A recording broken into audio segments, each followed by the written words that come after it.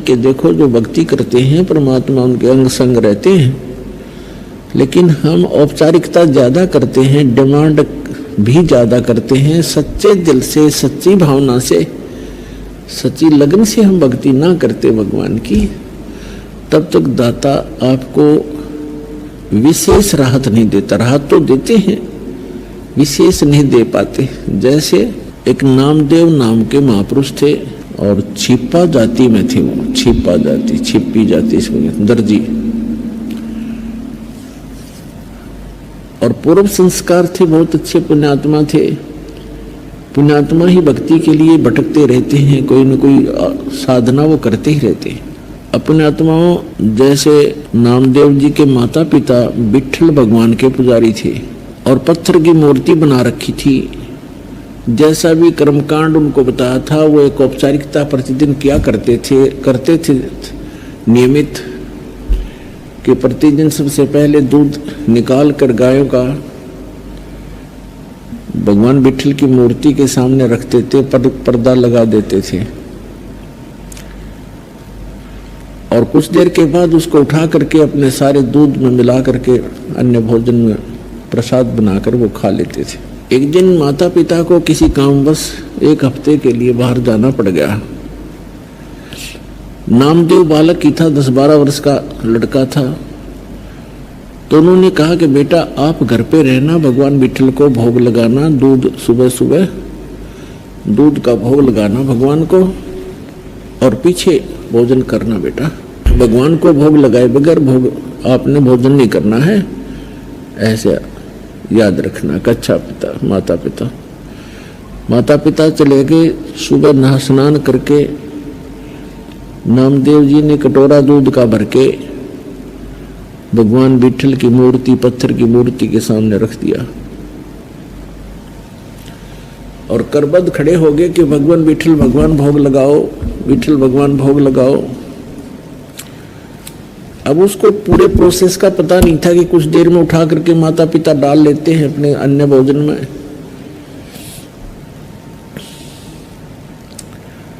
खड़ा रहा घंटा 2 घंटा, विट्ठल भगवान ने कोई भोग नहीं लगाया। उसमें कुछ चींटियां चढ़ गई तो उसने सोचा भी हमसे भगवान प्रसन्न नहीं है मेरे से, और उस दूध को वहां से उठा लिया। अगले दिन फिर नहा धो करके खूब हृदय से प्रार्थना की, दूध रख दिया, यही रहा, कुछ नहीं, भोग नहीं लगा, फिर उठा लिया। 2 दिन उन्होंने भी, भगवान नामदेव जी ने भी कुछ भी आहार नहीं किया। तीसरे दिन फिर ऐसा ही हुआ। बच्चा था, भूख से बहुत व्याकुल हो गया और कहा भगवान जब तक आप भोग नहीं लगाओगे, मेरे माता पिता का आदेश है, आपका दास भी भोजन नहीं कर सकता। मुझसे अवश्य कोई गलती हुई होगी, क्योंकि मैं पूरी पूजा विधि से परिचित नहीं हूं भगवान, बालक हूं, मेरी कोई त्रुटि है, क्षमा करो। आप भोग नहीं लगाओगे, मेरे माता पिता मुझसे नाराज होंगे, मुझे गुस्सा होंगे, और भगवान आप भोग लगाओ, मेरी त्रुटि को माफ करो प्रभु। अब तीसरे दिन जाकर के भगवान ने देखा कि बालक, वह पत्थर तो था नहीं, वो तो कुछ सुन नहीं रहा था, कुछ कर नहीं रहा था। अब कहते हैं 100 सलसीधर मैं करूं अपने जन के काज, स्वयं परमात्मा आए सुख समरूप धारण करके, और पत्थर की मूर्ति के हाथ ऐसे आगे को बढ़ा दिए, उनमें कटोरा पकड़ा, और नामदेव समझ रहा है कि पत्थर पी रहा है, और पी रहे थे भगवान सूक्ष्म रूप में। नामदेव की खुशी का कोई ठिकाना ना रहा। नहाया धोया, भोजन पाया। उनके माता पिता आए, उन्होंने तो आते ही पूछा कि बालक है, कहीं गलती से भोग ना लगाया हो भगवान को। पूछा बेटा भगवान को, विट्ठल भगवान को भोग लगाया था ना? उन्होंने कहा माता जी भोग तो मैं प्रतिदिन लगाता था, लेकिन भगवान ने नहीं लगाया। भगवान ने तीसरे दिन भोग लगाया, 2 दिन कुछ नहीं आहार किया, और मैंने भी कुछ नहीं किया। मैं भी दुखी बहुत हो गया था, भूख बहुत सताती थी, लेकिन मैंने भोग नहीं, मैंने आहार किया नहीं।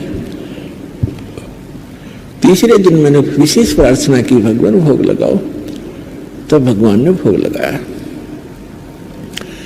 अब वो नामदेव के माता पिता उस बच्चे के मुंह की तरफ देख रहे हैं कि ये झूठ बोल रहा है। ये कह रहा है कि तीसरे दिन भगवान ने दूध पी लिया, बट विठल भगवान की मूर्ति ने, उन्होंने सोचा ये झूठ बोल रहा है, इसने भोग भाग नहीं लगाया और हमसे डरता कह रहा है। लेकिन बच्चे के आव भाव से लग रहा था कि झूठ नहीं बोल रहा। तो उन्होंने पूछा, बेटा सचमुच भगवान ने दूध पी लिया? तीसरे दिन पिया माँ। पिताजी तीसरे दिन पिया। अच्छा कैसे? हमारे सामने पिला के दिखा।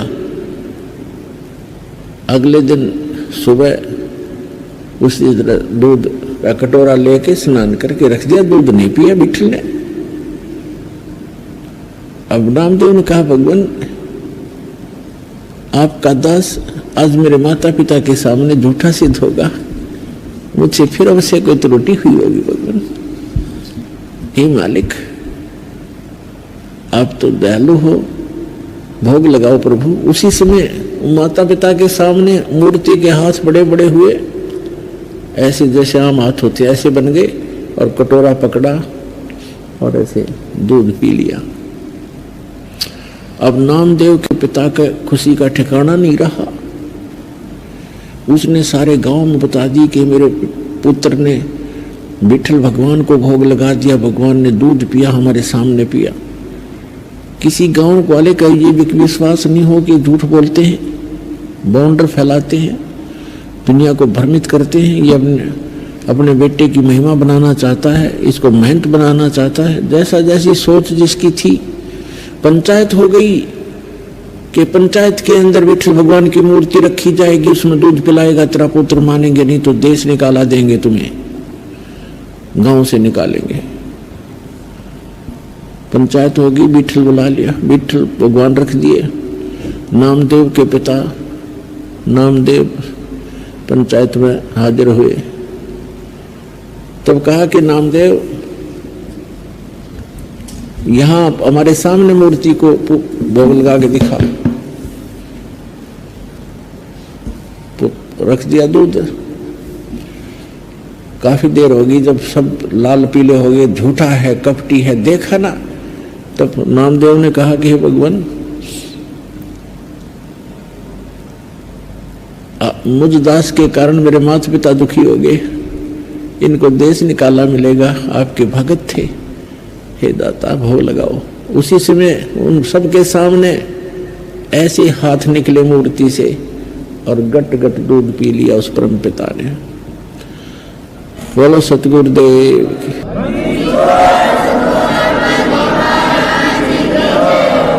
तो पुण्यात्माओं, ये न तो मूर्ति पी रही थी, भगवान ने जो कुछ किया कबीर भगवान ने किया, और उस अपनी प्यारी आत्मा नामदेव के लिए किया, क्योंकि पूर्व जन्म का भक्त था। अब वर्तमान में ऐसी लीलाएं भी नामदेव के द्वारा हो गई थी, बहुत महिमा के पात्र भी बन गए थे, लेकिन मोक्ष नामदेव जी का नहीं था।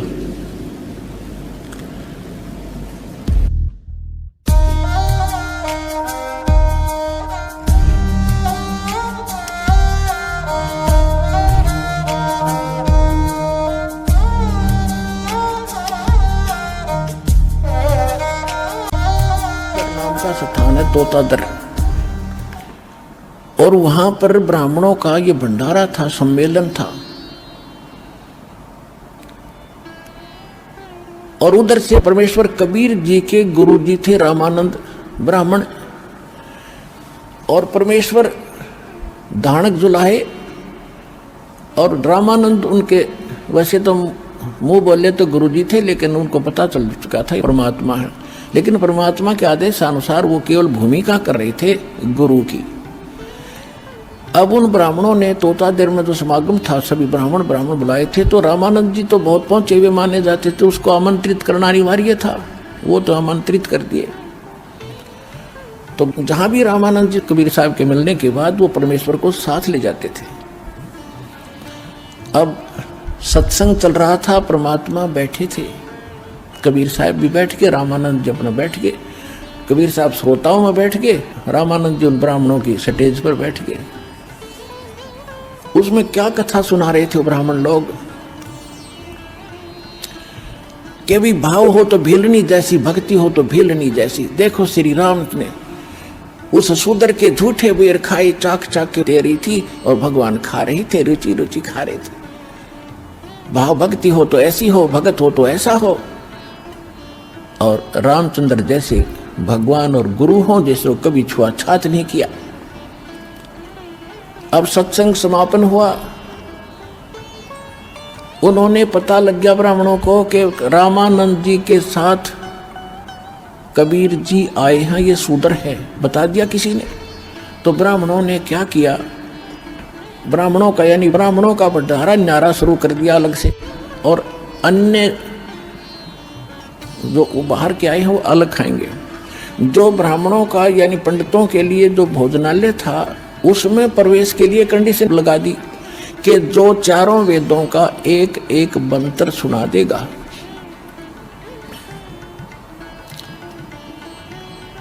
वही इस भंडारे में आओगा। उनको मालूम था कबीर जी तो जानते नहीं, संस्कृत पढ़े नहीं, इसलिए आप पे ठट जाएंगे। अब जब सब ब्राह्मण आ रहे थे उन्हें तो गोट रखे थे, श्लोक सुनाओ और फटते मंत्र सुनाओ और अंदर जाओ, मंत्र सुनाओ अंदर जाओ। अब परमात्मा का नंबर आया कि जी मंत्र सुनाओ।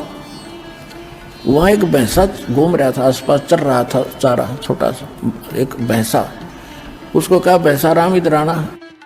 वो आगे खड़ा हो गया परमात्मा कबीर जी के पास कि पंडित जियों को वेद मंत्र सुना, कर पे हाथ मार दिया कमर पे।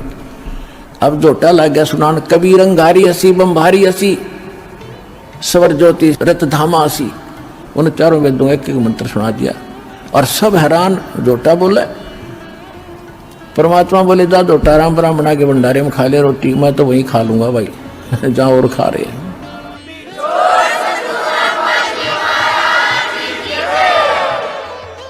वहां कम से कम 4-5 हजार ब्राह्मण थे।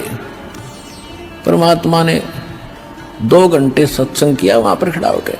अरे तुम बात तो सुना रहे थे बेलनी और राम की, तुम भगवान से बड़े हो गए। उसने तो शूद्र से कोई नफरत नहीं की, बेलनी से, और तुम नफरत कर रहे हो। यहां परमात्मा ने कहा था कि करनी तज कथनी कथे अज्ञानी दिन रात, और कुकर जो भौकत फरे ये सुनी सुनाई बात। कथनी कर का है नहीं कहते, कथनी के सूर्य गणे ये कथे अटंबर ज्ञान, और बार जवाब आवे नहीं फिर लीद करे मैदान।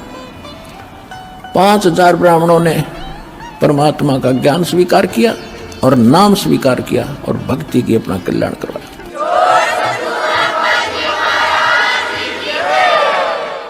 तो पुण्यात्माओं, ये परमात्मा हमारे लिए भटक रहे हैं, हमारे पिता हैं। ये ब्राह्मण भी उसी के बच्चे थे। कहते सोचल छिदर मैं करूं अपने जन के काज, उनको लाइन पे लाना था। आज तो ब्राह्मण बने फिरे थे, अहंकार में डूबे फिरे थे, बड़ी इज्जत थी संसार में, कल क्या बनता उनके साथ। कहते पंडित हुए कुकरा हवे करे हमेश, अगले जन्म में ये ब्राह्मण कहते कुत्ते की योनि में जाकर जो सत भक्ति नहीं करता फिर भौंकता फिरे। तो भगवान अपने बच्चों को इन दुखों से बचाने के लिए भटक रहे हैं, उनके लिए यही कारण बनाया और उनको सत भक्ति दी, उनका कल्याण कराया। तो प्रसंग जो चला था, परमात्मा प्राप्ति के लिए सबसे पहले प्रथम कड़ी है गुरु, और गुरु हो कंप्लीट, उसके पास कंप्लीट स्पिरिचुअल नॉलेज हो और कंप्लीट मेथड ऑफ वर्शिप हो। तो वो कंप्लीट गुरु ये रामपाल दास इस विश्व में अपना कल्याण कराओ और दृढ़ होकर लग जाओ और मोक्ष कराओ। चलो सतलोक में। बोलो सतगुरुदेव की।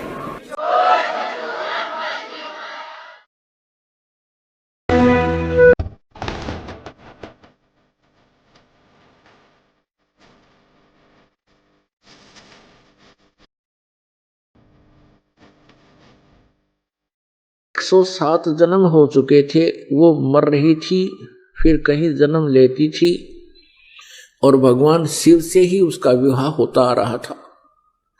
108वां जन्म था पार्वती जी का। उधर से भगवान शिव जी क्या करते थे, वो पार्वती जी से इतना प्रेम करते थे अपनी पत्नी से, उनकी मृत्यु के उपरांत वो उनके कंकाल को, उनके सिर को निकाल लेते थे और उनके प्रेम में उसकी याद को ताजा रखने के लिए एक माला बना ली थी, गले में डाल लेते थे और या अपने कहीं मकान, अपने महल की खुट्टी पर टांग देते थे। उनकी याद में रोते रहते थे। एक दिन नारद जी आए, पार्वती जी से कहा कि हे माता, आप जन्म और मृत्यु के कष्ट से कितने दुखी होते हो। भगवान शंकर जी के पास, शिव जी के पास एक अमर मंत्र है, यदि वो आपको वो मंत्र दे दे, जाप करने का एक नाम है, आपका जन्म और मृत्यु समाप्त हो सकता है। पार्वती जी ने कहा कि हे ऋषि जी, आपकी बातों पर मुझे विश्वास नहीं हो पा रहा, क्योंकि भगवान शिव जी मुझे बहुत प्यार करते हैं, मेरे पति हैं और इनके स्वभाव और इनके उदार स्वभाव से मैं खूब परिचित हूं। ये मेरे लिए अपनी जान भी दे सकते हैं और वस्तु का तो कहना ही क्या। फिर आप ये कहो कि इनके पास कोई ऐसी वस्तु है और वो मुझे नहीं देते, नहीं दी आज तक, मेरे से छुपा ली, मेरा बात जची नहीं और मेरी जन्म मृत्यु का भी मुझे ज्ञान नहीं। तब भगवान नारद जी ने कहा कि माता, ये जितने भी गले में भगवान ने ये शीश, ये रूंड टांग रखे हैं तेरे खोपड़े, ये तेरे ही हैं। 107 तो ये टंगरे खुट्टी पे है और 108वां आप वर्तमान में है। और भगवान शिव जी के पास एक बहुत ही अच्छा मंत्र है, वो आपको देंगे तो आपका कल्याण हो जाएगा। पार्वती जी ने फिर वही शब्द दोहराए कि नारद जी, मुझे विश्वास नहीं हो रहा कि उन्होंने मुझे ये नाम क्यों नहीं दिया जिससे मेरा मोक्ष हो सकता है। ऐसा भगवान नहीं कर सकते, मुझसे कुछ नहीं छुपा सकते। तब नारद जी ने कहा कि अभी तक आप उनको केवल पति मान रहे हो, आपने उनको भगवान नहीं माना, आपने उनको गुरु नहीं माना।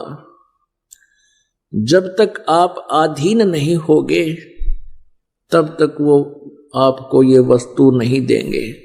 अभी तक तो आप उनको एक पति मानते हो और कभी कभी डांट भी लगा देते हो,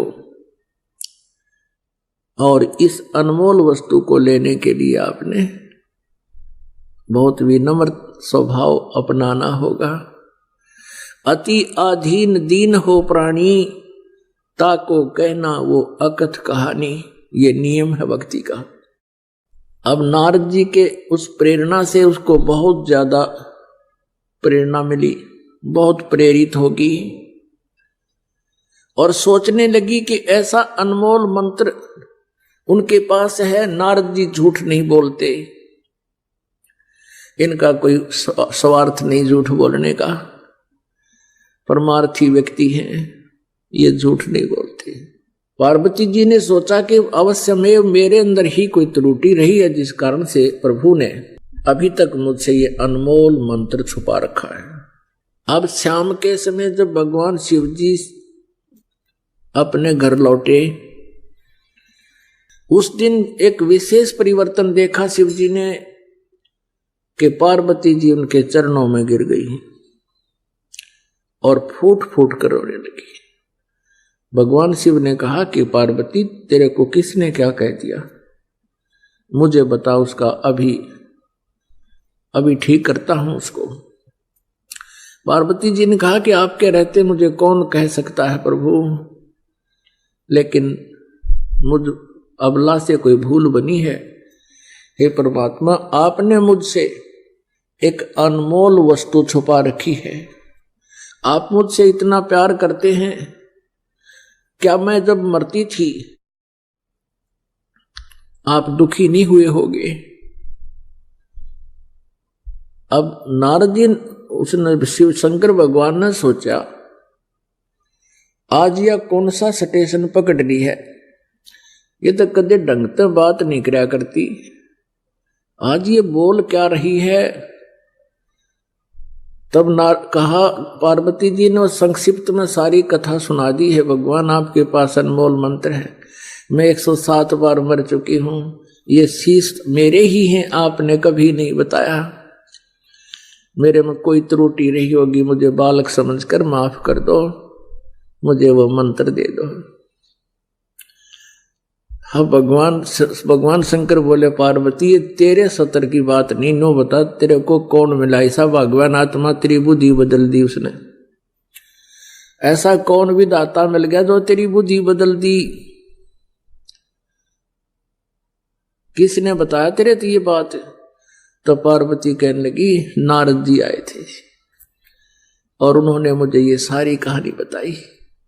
अब शिव जी कहने लगे पार्वती अब बैठ जा, तेरे को सारी मेरी मजबूरियां बताता हूं। अब पार्वती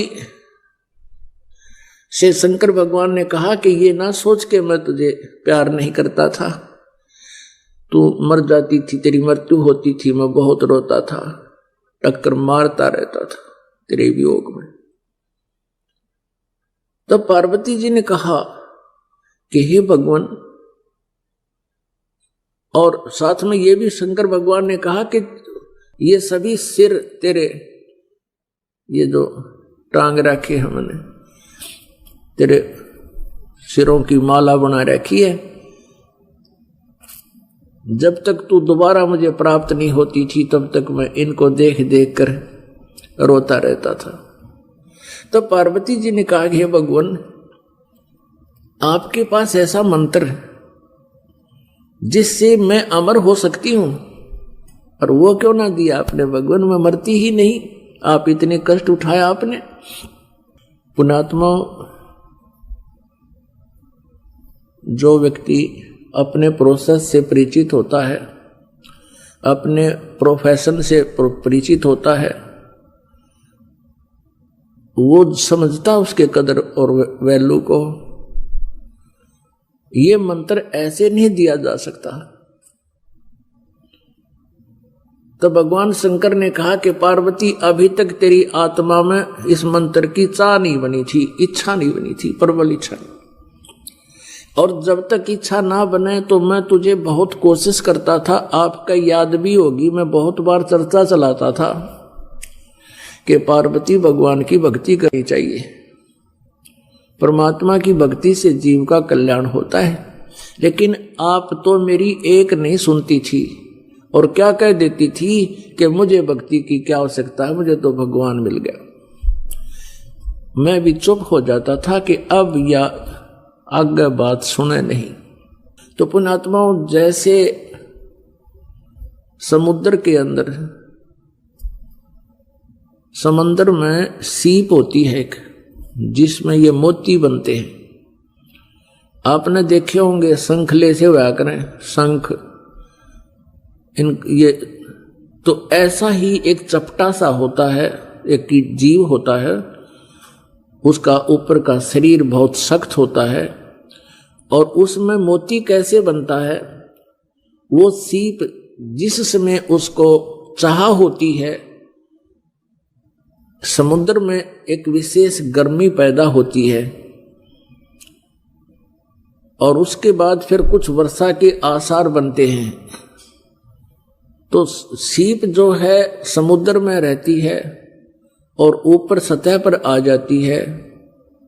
जब उसने मोती बनाना, जब उसमें मोती बनने की प्रक्रिया, उसके अंदर एक विशेष जिज्ञासा उत्पन्न होती है, चाह होते, अपने आप उसका मुंह खुल जाता है और ऊपर खुले हुए मुंह खुला हो, ऊपर से वर्षा हो जाती है सवाती, यानी आसमान की, बादलों की।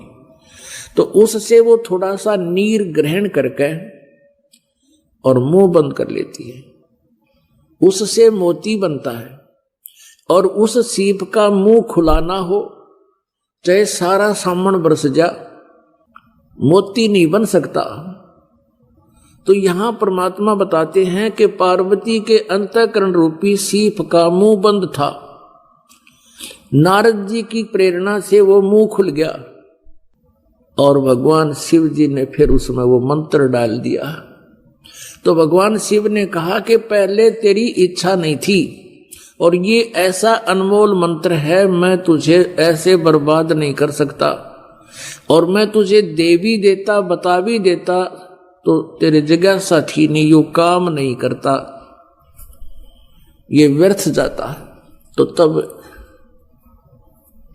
भगवान शिव ने कहा, पार्वती आज तेरा सीप का मुंह खुल गया, खुला है ये, और अब ये मंत्र दूंगा तुझे, पर ये ऐसा अनमोल मंत्र है, ऐसे स्थान पर दूंगा जहां कोई दूसरा जीव भी ना सुन ले। जहां पर अमरनाथ बना हुआ है वहां एक सूखा वृक्ष था, एक सूखा वृक्ष था, कोई पत्ता नहीं था, टहनी शेष थी, और वहां जाकर उसके नीचे बैठ गए भगवान शंकर और पार्वती। भगवान शिव जी ने हाथ से 3 ऐसी जोर जोर से ताली बजाई, इतनी आवाज हुई कि आसपास, इतना भयंकर नाद हुआ कि आसपास के कोई पक्षी वहां पर था वो उड़कर भाग गया, और कहीं अंडे भी थे आसपास के वृक्षों में, वो भी पक्षी बनकर उड़ गए। उसी वृक्ष की खोगर में एक थोथे स्थान पर में जो वृक्षों में हो जाता है, उसमें एक मादा तोते ने अंडे दे रखे थे। जो स्वस्थ अंडे थे वो तो पक्षी बनकर उड़ गए, एक गंदा अंडा था वो शेष रह गया। भगवान शिव पार्वती जी को वो मंत्र सुनाने लगा। पुण्यात्माओं, आपको पता चलेगा आप कितने पुण्यवान हो। वो जो मंत्र पार्वती जी को मिला वो मंत्र आप जी को मिल रहा है। इसके बीच में ये किसी को ना मिला, केवल कबीर परमेश्वर जी ने कुछ एक पुण्यात्माओं को दिया था। उनसे भी कह दिया था कि इसको अभी गुप्त रखना, नहीं तो काल के दूत इन मंत्रों को ग्रहण करके मेरी प्यारी आत्माओं को भ्रमित कर देंगे। अब यहां एक प्रश्न और है कि ऐसे स्थान पर मंत्र क्यों दिया भगवान शिव ने, और इसको गुप्त क्यों देते हैं?